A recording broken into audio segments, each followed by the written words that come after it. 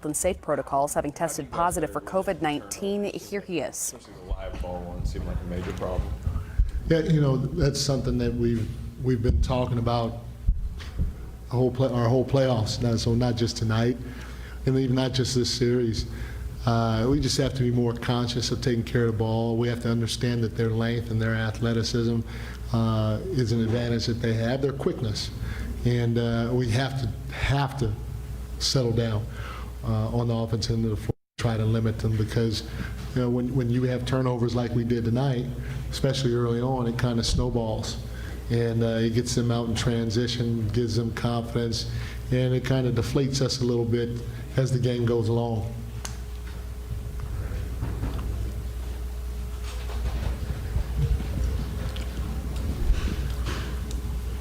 Mike, what just kind of was your message for the team after that game? It's one game, I can't remember what game. Game 3, we won 140 something or whatever, and so it's one game. We know they're a good team. They got their backs against the wall. They're going to come out and fight and scrap, and we know we can play better. Our guys know exactly what they did out there, and they know what they can do to be better the next time we step out on the floor. But it's one game. Don't get discouraged. Don't get down. We're going to go back in front of our home fans and see if we can get this done. Mike, what is that? I mean, it was a 55-point deficit. Are there any possible ramifications from losing like that, even though it is one game, and maybe the hope the other team gets, or is there anything? Is it worse because it was in that fashion, I guess? In my opinion, not at this point in the year. I think everybody understands what's at stake, and so whether you lose by 25 or you lose by 50, it's at the end of the day, it's one game, and we all have to feel that and understand it, and hopefully we can channel some of that energy into this next game. Otto Porter missed the second half with right foot soreness, I believe it was. Was that precautionary because of the score, or is there a concern he might, miss Game 6? No, I'm not sure. I just know that I was told that he was out. So I have to check double R on that. Got you. You did go with Bielitsa. I guess just what went into that decision? They hammered us on the boards, and that was one of the things that we felt we've done a pretty good job of during this series so far. We knew they're bigger than us. We knew they have a lot of long athletes, and we knew that they attacked the glass at a high rate.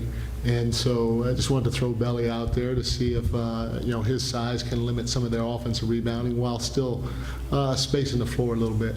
You alluded to what I was just going to ask, which is the rebounding. You, as you said, have been really holding your own in that area so far. So what changed? And it was just them being more physical, or was it something else, especially on the offensive boards? Yeah, part of it was their physicality. I thought they were extremely physical tonight, and then part of it too. I mean, we've had an alertness or an awareness when it came to hitting bodies and boxing people out early, and we didn't have that tonight. There were too many times throughout the course of the game that their bigs or even their wings just kind of ran by us, and we turned and look, and they're jumping over us at the rim and coming up with the rebound. So we have to do a better job of going and seeking a body and boxing them out early, and hope that one of our teammates gets the rebound. You talked about, your message to the team was that this is just one game. Right. But at some point, being down 55 and the way that the game was going, it had to have been demoralizing in this kind of atmosphere with the fans cheering for Memphis and everything. How do you guys flush this win down and bounce back from it? The reality of it is you just kind of like when you're in the bathroom. You just kind of grab the switch and push it down, and it just goes right down the toilet. And it's kind of how we're going to do this one. Obviously we're going to watch the film and try to learn and grow from it, but at the end of the day, like I said, our guys, they understood what happened out there. So there's no need to overreact.